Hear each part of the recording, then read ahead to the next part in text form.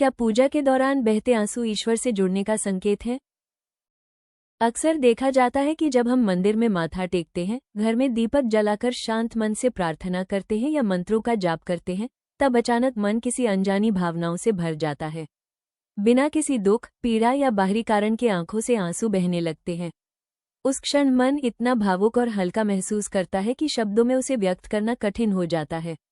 क्या ये केवल भावनाओं का उफान है या इसके पीछे कोई गहरा आध्यात्मिक संकेत छिपा है? क्या पूजा के दौरान रोना इस बात का संकेत हो सकता है कि आपकी प्रार्थना ईश्वर तक पहुंच चुकी है? आइए जानते हैं पूजा के समय गिरने वाले आंसुओं के गूढ़ आध्यात्मिक अर्थ। जब मन पूरी तरह सांसारिक चिंताओं से मुक्त होकर ईश्वर में लीन हो जाता है, तब आत्मा और परमात्मा के बीच एक अदृश्य सेतु बनता है। पूजा के समय बहते आंसू इस बात का संकेत हैं कि आपकी चेतना बाहरी जगत से हटकर परम सत्ता से जुड़ चुकी है। यह वो क्षण होता है जब आत्मा अपने मूल स्रोत को पहचान लेती है और उसी आनंद में आंखों से अश्रुधारा बहने लगती है। शास्त्रों में आंसुओं को केवल शारीरिक प्रतिक्रिया नहीं, बल्कि आत्मिक शुद्धि का माध्यम माना गया है। पूजा के दौरान आंखों का नम होना ये दर्शाता है कि आपके भीतर वर्षों से जमा नकारात्मक भाव, पीड़ा, भय और मानसिक बोझ धीरे धीरे बाहर निकल रहे हैं। यह एक प्रकार की आध्यात्मिक शुद्धि प्रक्रिया है, जिसे कई संत आत्मिक स्नान के समान मानते हैं। ईश्वर के सामने रो पाना आसान नहीं होता। ये तभी संभव है जब व्यक्ति का अहंकार गलने लगे। जब मनुष्य ये स्वीकार कर लेता है कि वो सब कुछ नहीं है और परम शक्ति के सामने पूर्णतः समर्पित है, तब उसके आंसू प्रेम, श्रद्धा और कृतज्ञता के रूप में बहते हैं। ये समर्पण की उच्चतम अवस्था मानी जाती है। कई बार बिना किसी स्पष्ट कारण के पूजा के दौरान भावनाएं उमड़ पड़ती हैं। आध्यात्मिक दृष्टि से इसे पूर्व जन्मों के संस्कारों का जागरण माना जाता है।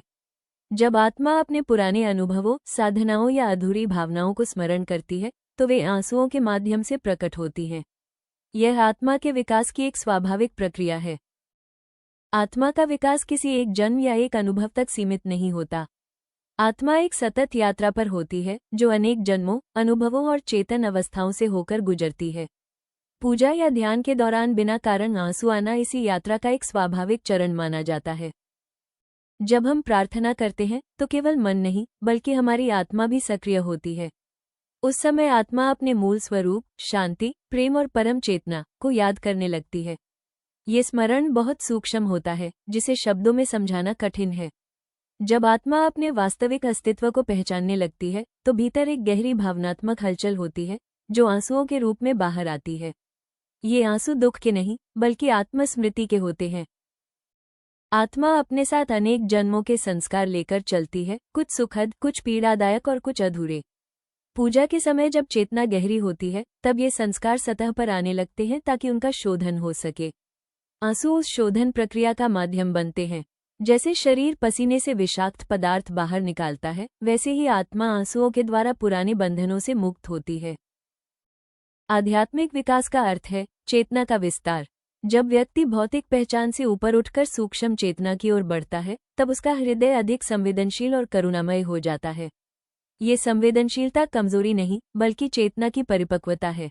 इसी अवस्था में पूजा के दौरान भावनाएं स्वतः बहने लगती हैं, क्योंकि आत्मा अब सीमाओं में बंधी नहीं रहती। जैसे जैसे आत्मा विकसित होती है, वैसे वैसे अहंकार का प्रभाव कम होता जाता है। जब मैं का भाव क्षीण होने लगता है, तब आत्मा परम सत्ता के सामने सहज और निर्विकार हो जाती है। इस स्थिति में आंसू स्वतंत्रता और हल्केपन की अभिव्यक्ति होते हैं। ये संकेत है कि आत्मा अब बोझ नहीं ढो रही, बल्कि स्वयं को समर्पित कर रही है। आत्मा का अंतिम विकास प्रेम में विलीन होना है, निष्काम, निस्वार्थ और शुद्ध प्रेम। पूजा के समय जो आंसू बहते हैं, वे इसी प्रेम का रूप होते हैं। यह वो अवस्था है जहां आत्मा मांगना छोड़कर केवल जुड़ना चाहती है। इसीलिए इसे आत्मा के विकास की एक स्वाभाविक और शुभ प्रक्रिया माना गया है।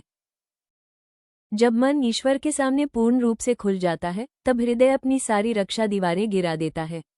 उस क्षण आत्मा अपने मूल स्वरूप, प्रेम, कृतज्ञता और समर्पण में लौट आती है। आंसू उसी वापसी का संकेत होते हैं। इसे शास्त्रों में भक्ति के अश्रु कहा गया है। इस सत्य को अगर हम किसी महान संत के जीवन से समझें, तो इसका अर्थ और भी गहरा हो जाता है। मीराबाई केवल कृष्ण की भक्त नहीं थी, वे अपनी आत्मा को ही कृष्ण में विलीन कर चुकी थी। इतिहास और भक्ति साहित्य में मिलता है कि जब मीरा कृष्ण का नाम लेती थी, भजन गाती थी या मंदिर में मूर्ति के सामने खड़ी होती थी, तो कई बार वे अचानक रो पड़ती थी, उनके शरीर में कंपन होता था और वे बाहरी संसार से कट जाती थी। मीरा जब कृष्ण का नाम जपती थी तो उनका डर और सांसारिक पहचान पूरी तरह मिट जाती थी। उस समय केवल आत्मा और कृष्ण बचते थे।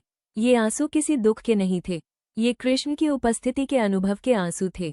मीरा कहा करती थी, जब गिरधर पास होता है तो हृदय अपने आप भर आता है। भक्ति योग में इसे भाव समाधि कहा जाता है, जब भक्त भाव के माध्यम से सीधे ईश्वर को अनुभव करता है। मीरा, चैतन्य महाप्रभु और रामकृष्ण परमहंस, ये सभी संत पूजा के दौरान रोते थे, कांपते थे और आनंद में डूब जाते थे। इसे ईश्वर की निकटता का प्रमाण माना गया। अंतर केवल स्तर का है, प्रकृति वही है।